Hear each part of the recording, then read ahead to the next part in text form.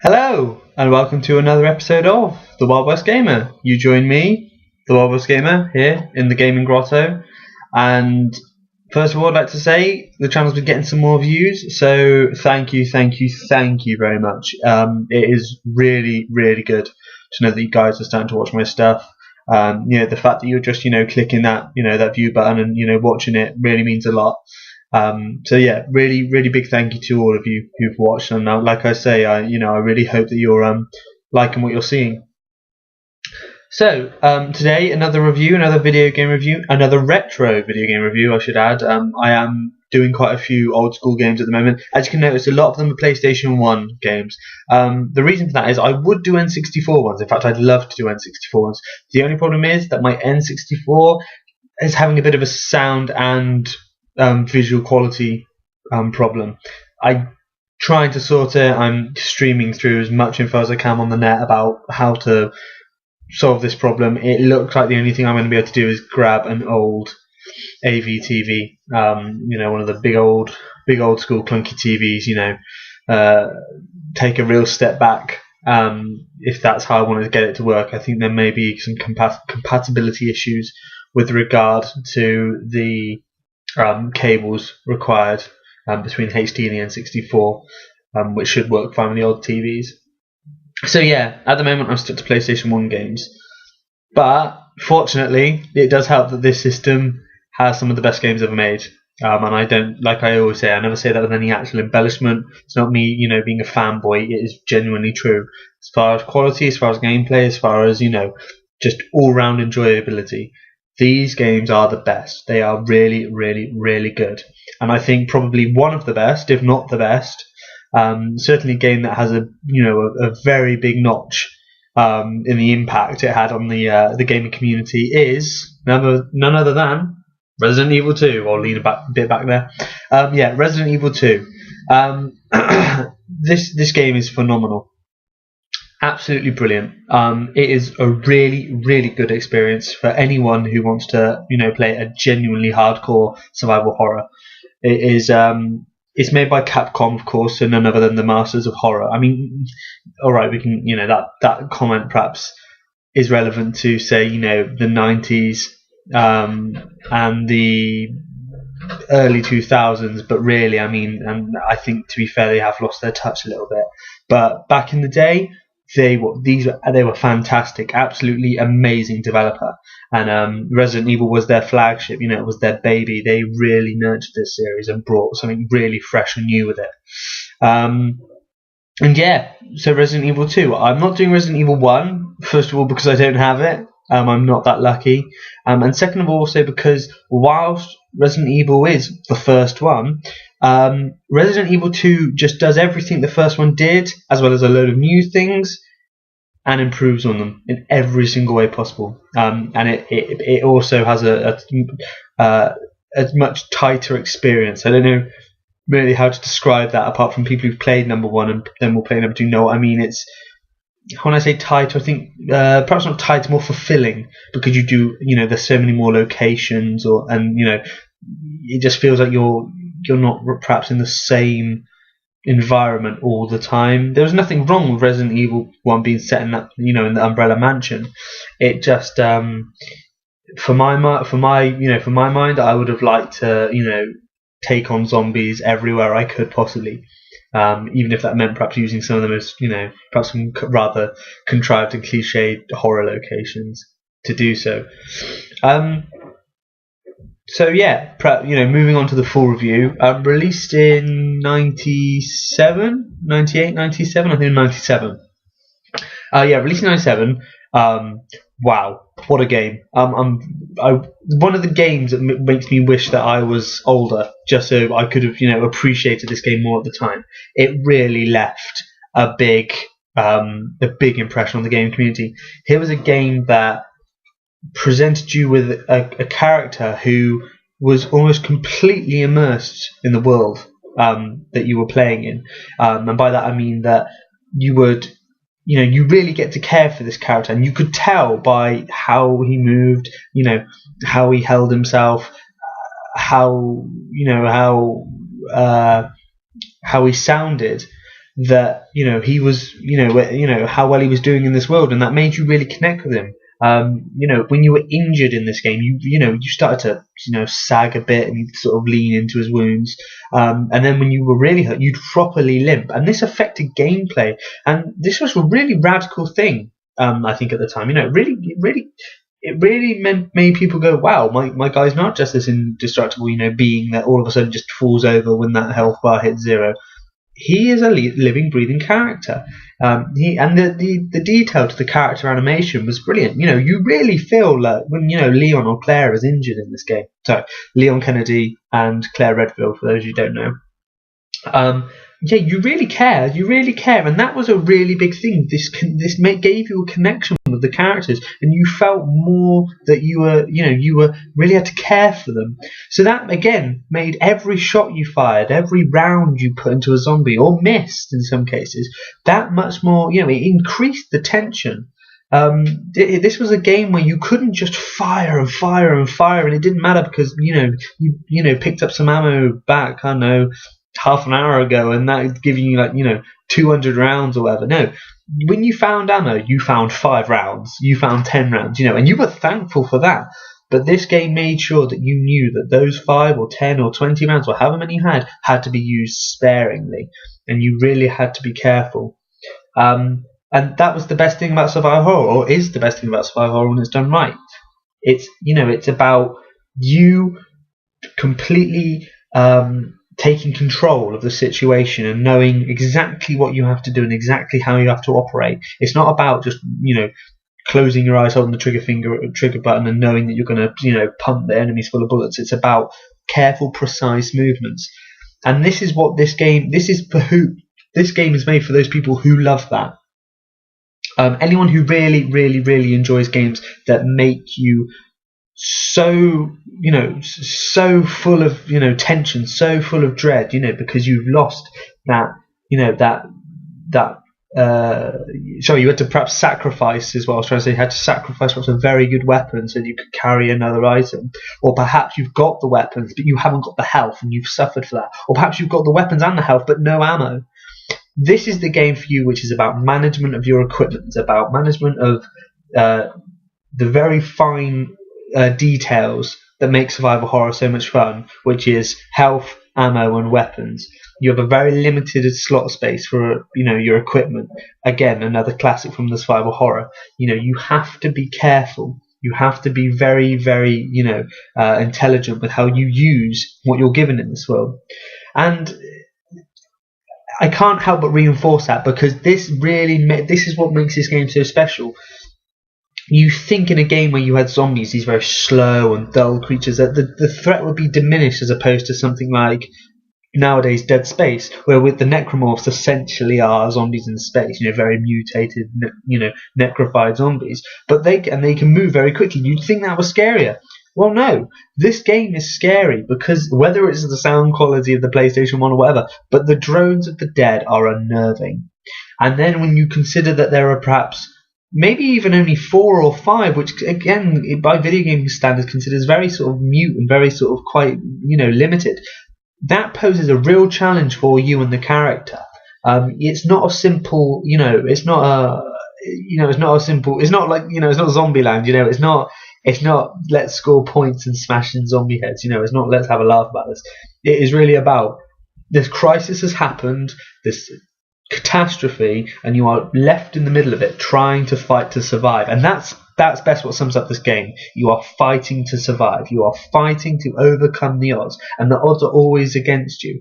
Yes, there are moments where you'll be going through a level and you've been hounded and hounded and hounded, and you finally come across that perhaps an office room, or perhaps an area of the street's been barricaded off, or a shop in the beginning and opening levels. After you're thrown right in the deep end with a lot of zombies, you find a shop and that's it. Your first place to bunker down, and it is a relief.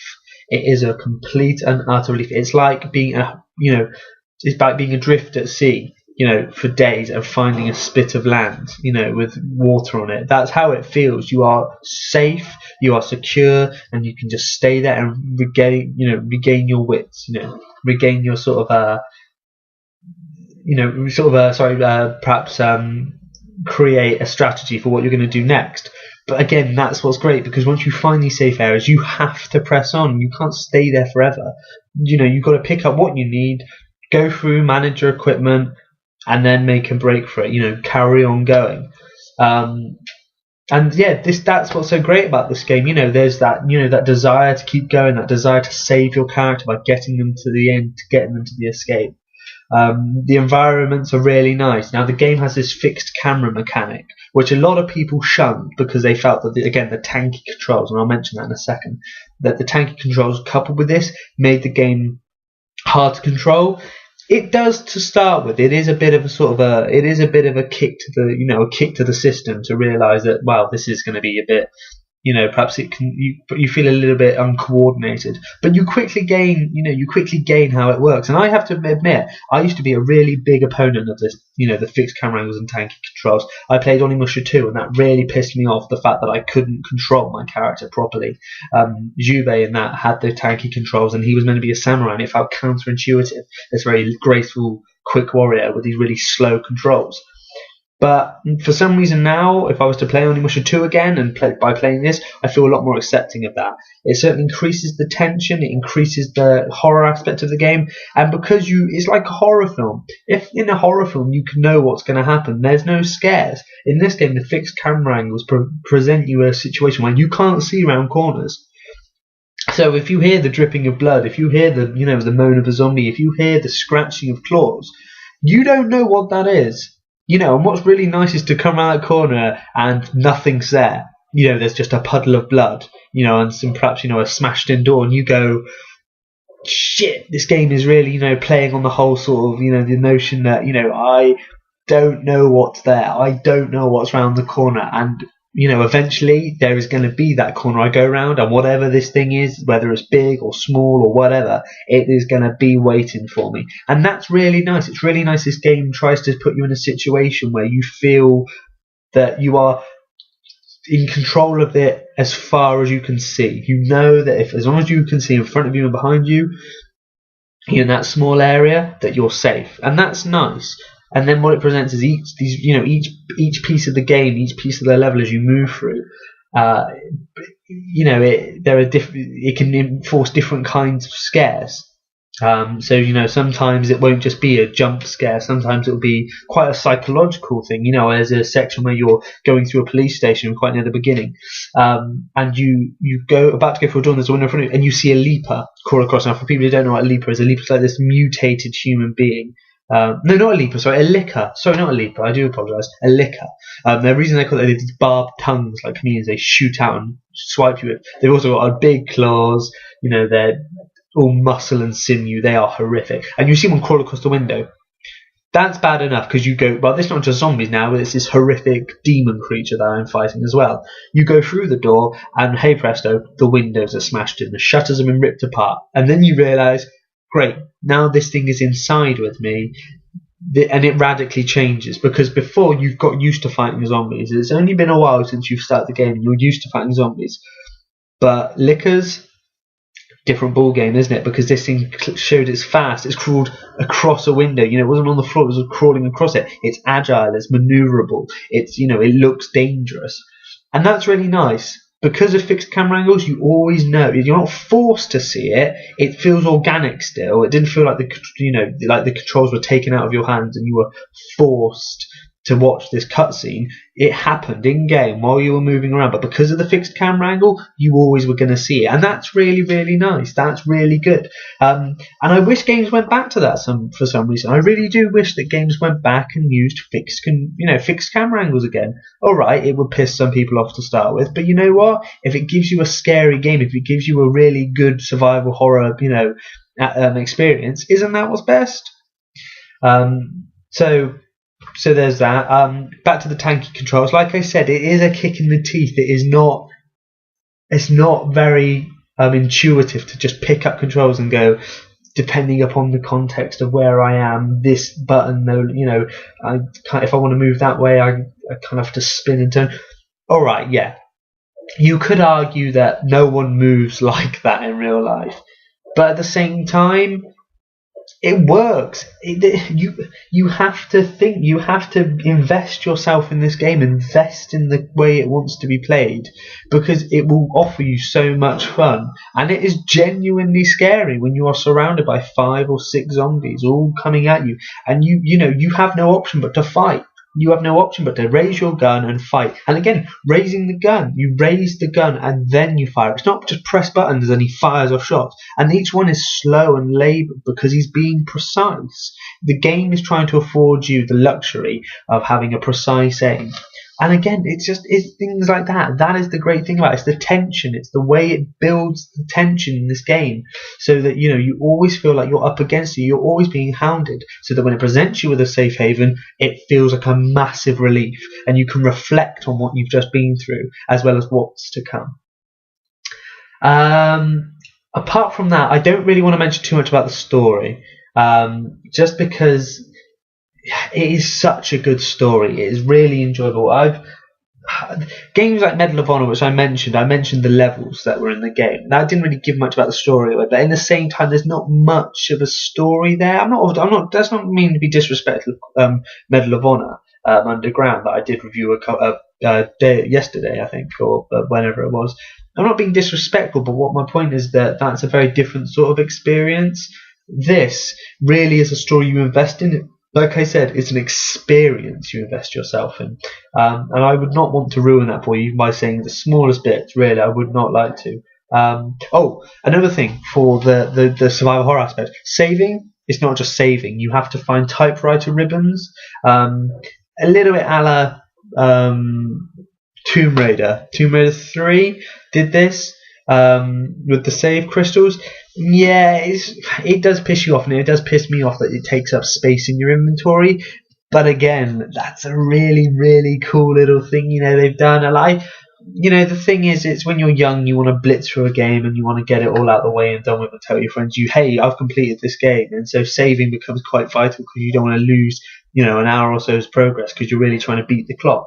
In this, I consider it to be a lot more slower paced game. It's not saying this action slow, because it's not. You are fighting a lot of stuff in this, and you're given a lot of nice weapons to use: pistols, shotguns, rocket launchers, machine guns, etc., etc., etc., and all the good staples of a survival horror game. It's just, of course, like I said, ammo is limited, so it presents you with a good thing, but be careful with it, be sparing of it. Yeah, sorry, and like I said, this is more of a game that, because you have you're given these typewriter ribbons, which you have to hold on to in order to save the game. I don't, like I say, that would have used to annoy me. Now it doesn't. It doesn't nearly annoy me as much as it would have. Just because, like I say, it adds another element to the tension, and it's a really good. It's built into the game's world. It's both. It's basically, because the situation is that you type on typewriters, as if you were recording a journal, for, say, survivors following you to find. That's the way they set it up, so that you need the typewriter ribbons to record what's being done. And I like that. I don't like, I like a game to make me feel as invested in the world as it can do. And so by doing that, that is a really nice little touch. I've talked about gameplay. I've talked about story, or what I'm not going to talk about the story. I've talked about controls. Lighting again is really good. Raccoon City, where the game is set, is really, it's a world of destruction, chaos. Any city you really expect that had just gone through an awful apocalyptic sort of zombie attack. It does look really, really nice. Lots of different styles of lighting. There's neon sections, where there's these nice glows from different coloured lights. Massive fires, there's car crashes and stuff like that. Fires light up the area. Then there's these drab, dark areas, when you're going around back alleys. And each one really adds and takes away from the atmosphere. But it never doesn't feel scary. You never left, feeling safe. There's like I said, only when you find these certain, small sections of the game, there's always this constant sense of dread that there is always going to be a bigger challenge round the corner. So yeah, I really think that covers everything. Level design is nice, really nice. Levels all look really beautifully rendered, as well as the character models. As I said, Chris, not Chris, Leon, sorry, and Claire, both look really nice. Effects, blood splatters, etc. A little bit blocky, but hey, you know what? For a game that offers you, it's 2 discs as well. For a game that offers you 2 discs, 2 different characters for one story, you can forgive a little bit of pixelation on some of the details. I mean, I just don't care about that. I'll be honest, like I always say these things, the look adds to the nostalgia. I think you may have just seen them. I don't know if you can see it very well. I do apologise. Like I say, I don't have a PVR to do this for, so I let you guys look over me as I talk about it. I think you just saw then Chris was running quite hobbled. Again, that's when you get injured. That's how he starts to move. It's not straight away, but after a while it starts to happen and it becomes more severe until he's properly limping. When you run, where you hold the square button, you have to hold the square button to run, which is quite nice because it makes it so you can have give small adjustments to your movement without having to just very delicately tip the analog stick forward. You don't use the D-pad in that, so it gets around that, like I said, by using the square button to give you running speed. When you are injured, you really limp. I mean, you hold the thing, it just hobbles in on a little bit more. So yeah, got that cleared up. So yeah, everything and all about this game is really good. Like I said, you get 2 characters, 2 discs, Claire and Leon, both really good experiences. Neither one suffers from a lack of detail. Both are really well implemented. You care for both of them. You really get to know both of them. You get to know the world. You get to know its dangers. You get to know it's a threat. You become invested in the world. It is an experience, and it is something that you will want to tell your friends, about. You really will. And anyone who's played it back in the day, recommend it. Because you'll know what I'm talking about. You'll know it's a good game, and it really is. It came out around the time when there was a lot of well, not a lot, but there were quite a few good games coming out. This is in the same sort of vein as Alone in the Dark, which I am going to get a hold of. Its sequel, Resident Evil 3 Nemesis, I'm going to do a review on that. Like I said, this has been lent to me off a friend who's only lending me one at a time. He's clever. He knows not to do all 3 because I will never give them back because they are classics. Timeless, yes, timeless in the sense that the experience will always be relevant. It is scary no matter what, and anyone who says this game didn't scare them at one point is lying, because there are some scary bits in this game. So yeah, sorry, going back to what I was saying. 2 discs, 2 characters, 2 experiences, 1 game. 1 experience. Really, really well done. Really enjoyable.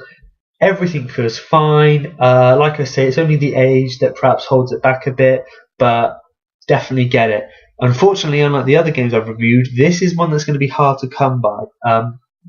Like I'd say, if you're trying to find them in a shop, people know this thing is rare. I mean, my friend who's lent this to me, look at that case. That case has been kept immaculate, and he's had this for years. I'm actually touching it now. I'm terrified. Really, this game is worth. We're still talking £10 now. When you consider that there are games this generation which you can't even charge that much for, that says a lot. This game is really, really, really good. Not for the kids though. Even though it's age, it's still not for the kids. A lot of people say, well, games as they get older, perhaps the certifications has dropped because the realism's not there. No, this is I still think all games are relevant to their age restrictions, regardless of how old they are. So yeah. If you're thinking of getting this for the kids, perhaps as a cheap Christmas present or birthday or something, yeah, I would recommend that. Seriously, it's just for adults. It is mature. So yeah. If you try and find it, you are probably looking at spending about £10 for this. Now, you could go for a PlayStation 1 game. Really? Yeah, it's worth it. Pick it up. I mean, I really wanted to do an Final Fantasy VII game review, but I'm looking still at about, for the cheapest, £16. So this gives you a sense of how some of these games, the good ones still charge their price. They still earn their money. So if you can pick up Resident Evil for cheaper, as long as it's in good condition, good nick, get it. Don't throw that opportunity away. I've kicked myself for how many times in the past I've seen this game set on a shelf and not got it. Games like this are really going to start disappearing. they are proper collector's editions, and if you can get it in a good condition, keep it that way. Trust me. You may think I'm joking, and trust me, I think everyone's told me how many times I'm nuts for trying to keep old games looking as good as they can. They're like, oh, this isn't never going to be worth anything. Well, they will be. Trust me. I had to sell my Halo collection of every single Halo game that ever came out. They were all in beautiful condition, and I dread to think how much they're going to be worth in perhaps 12 years time. So yeah, like I say, find this game, get it. That's not really even a suggestion, that's a command. You would really be missing out if you did not. So yeah, that's really everything. Resident Evil 2 for the PlayStation 1. It is for the Dreamcast as well. Yes, I think it is for the Dreamcast actually as well. And I probably expect you could find it, no doubt, for an emulator somewhere or something like that. So yeah, do try and get it. Do try and play it. I really would recommend it. It looks like a outdated piece of whatever to some people, but to me, it's a classic. So yeah, thank you guys for watching. I hope you enjoyed it. This trip down nostalgia lane once again. And yeah, I will see you next time on the Wild West Gamer. Hope you enjoyed it. And please stay tuned. There is more to come. And yeah, see you later, guys. Thanks very much. Bye.